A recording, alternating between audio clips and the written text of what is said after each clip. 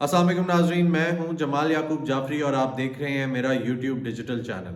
नाजरीन, सबसे पहले बात करेंगे इस्लामाबाद की यूनिवर्सिटीज़ की कि जिनको थ्रेट आई कलदम तंजीम की जानिब से, और ये कहा गया, खदशात ज़ाहिर किए गए कि खुदकुश धमाकों का भी ख़तरा है, उसके अलावा स्टूडेंट्स को भी ख़तरा है, कुछ भी हो सकता है, इसलिए इन यूनिवर्सिटीज़ को बंद कर दिया जाए।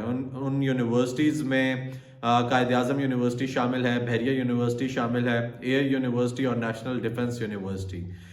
नाज़रीन, उसके अलावा जब आईजी जो इस्लामाबाद हैं उनसे बात हुई तो उनका ये कहना था कि बाकी किसी स्कूल को ये ख़तरा इस तरह नहीं दरपेश और कोई इतने ख़राब सिक्योरिटी मामलात नहीं हैं कि हम लोग पूरे इस्लामाबाद के स्कूल कॉलेजेस बंद कर दें या यूनिवर्सिटीज़ बंद कर दें। जिनका ख़तरा था, जिनके बारे में बात की गई, उनको बंद करा दिया गया।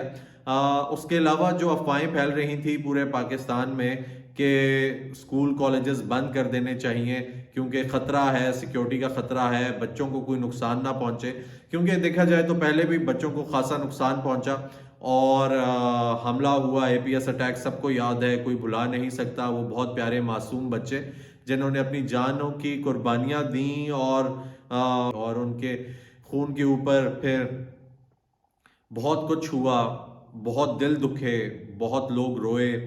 उनके वालदैन का कुछ नहीं था क्योंकि बहुत सारे ऐसे बच्चे थे कि जो इकलौते अपने वालदैन की औलाद थे।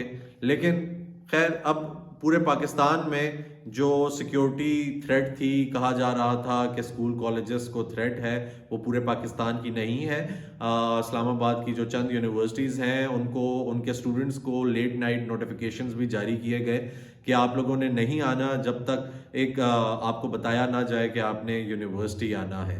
देखा जाए तो इस पे बात करूंगा कि आखिर स्कूल कॉलेजेस की और यूनिवर्सिटीज़ के बच्चों ने किसी का क्या बिगाड़ा। तालीम हासिल कर रहे हैं, मुल्क के लिए कर रहे हैं, कौम के लिए कर रहे हैं, मिल्लत के लिए कर रहे हैं, तो उसको ही आगे बढ़ाएंगे। और बच्चों ने क्या ही करना है किसी के साथ। लेकिन अब जो इन तंजीमों से ताल्लुक़ रखते हैं कलअदम, इनको ये बात समझ तो आ नहीं सकती। उसके अलावा नाज़रीन, ये बात करूँगा कि जो सुप्रीम कोर्ट है उसने जो जर्नलिस्ट हजरात हैं उनके लिए नए रूल्स कुछ निकाले हैं, यानी कि जो भी जर्नलिस्ट या रिपोर्टर आएगा सुप्रीम कोर्ट में, उसकी कंप्लीट चेकिंग होगी। पहले वो अपनी चेकिंग कराएगा, एक एक चीज़, उसका इक्विपमेंट चेक होगा, उसकी तलाशी ली जाएगी। जब तलाशी ली जाएगी फिर वो अंदर जा सकता है। उसके अलावा फिर जब वो अंदर जाएगा तो वो फ़ोन्स जाने से पहले बाहर जमा कराएंगे।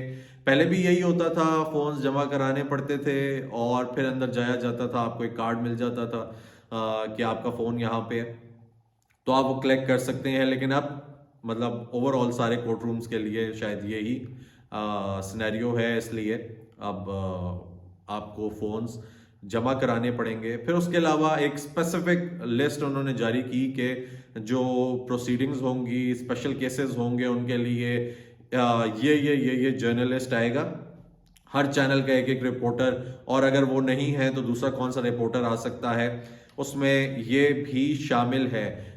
शायद ये इसीलिए है कि हर कोई ना उठ के आए, क्योंकि अब तरह तरह के चैनल्स हैं, तरह तरह के लोग हैं, और हर कोई एक व्लॉग बनाता है या कोई सोशल मीडिया के लिए कर रहा है, किसी ने अपने नाम का चैनल रजिस्टर किया हुआ है, वो आ जाता है और जर्नलिस्ट कहकर आ जाता है, जिसकी वजह से वो प्रोफेशनल तो होते नहीं है, तो जिसकी वजह से लोगों को बड़े मसाइल होते हैं।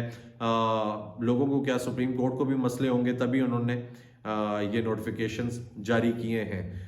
नाज़रीन, उसके अलावा NA-15 में नवाज शरीफ साहब ने आज जलसा किया मानसेरा में। ये उनका दूसरा जलसा था जिसमें उन्होंने खिताब किया, लेकिन अपनी कैंपेन का पहला जलसा था। तकरीबन 20,000 अफराद उन्होंने जमा किए। 20,000 अफराद हज़ारा डिवीज़न में बहुत ज़्यादा मायने रखते हैं, और हज़ारा डिवीज़न के हिसाब से बहुत बड़ा उन्होंने जलसा किया। उनकी सेफ साइड है, नून लीग जो है वो हज़ारा मानसेरा वाली साइड पे स्ट्रॉन्ग भी है।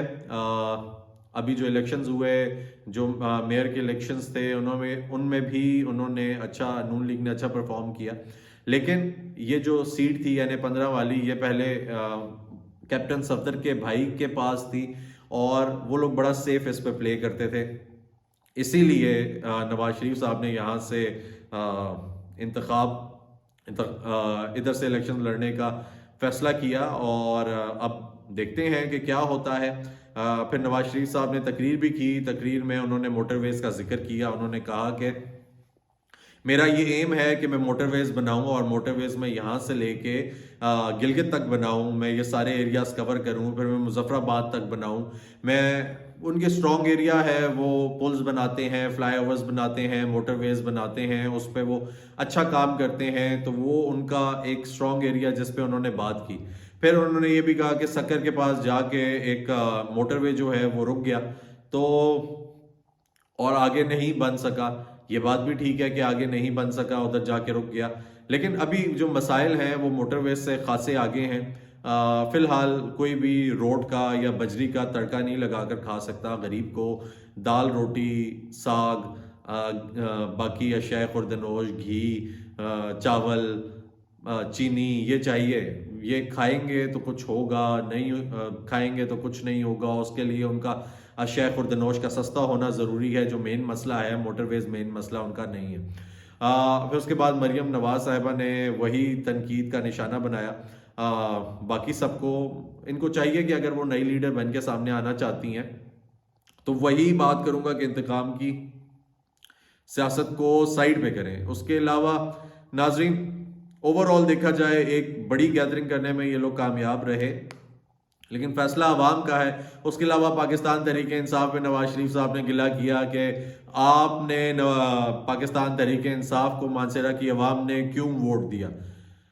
لیکن اوور آل اگر دیکھا جائے تو کے پی کے میں بے شک وہ ہزارہ ڈویژن ہو، بے شک وہ پشاور والی سائیڈ ہو، بے شک وہ اور ایریاز ہو کے پی میں پی ٹی آئی سٹرونگ ہے، اور P T I don't know, مجھے ابھی نہیں پتا کہ آگے انتخابات میں کیا ہوگا آنے والے، لیکن جو بھی ہوگا اللہ کرے کہ اچھا فیصلہ ہو۔ لیکن کے پی کے میں پی ٹی آئی خاصی سٹرونگ ہے۔ نواز شریف صاحب کا یہ گلہ اب دیکھتے ہیں کہ عوام کے ذہنوں پہ کس حد تک اثر کرتا ہے۔ اور اگر آپ نے میرا چینل لائک اور سبسکرائب نہیں کیا، پلیز اس کو لائک اور سبسکرائب کریں۔ اپنا خیال رکھیں۔